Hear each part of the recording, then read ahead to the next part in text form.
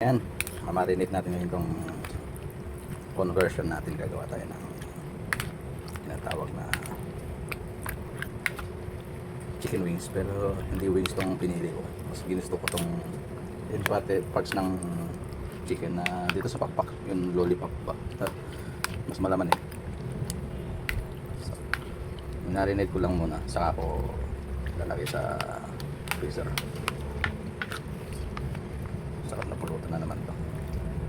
Bali ang ginamit kong sangkap dito sa bili ako ng konting toyo, tapos yun panlasa, tapos paminta, and then oyster sauce.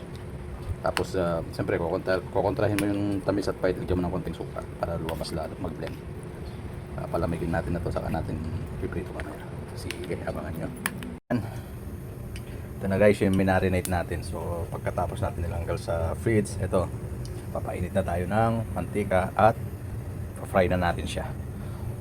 Papakita ko sa inyo mamaya after na maluto na fry natin. Papakita ko sa inyo paggawa ng sauce. Sige, yan. So sarap na, ready na yung natin buttered chicken wings. Yan. Ginamitan ko pala yung sauce ng ito, tamis anghang, pero naglagay ako ng chili. Ito guys, ito chili garlic para anghang, sarap.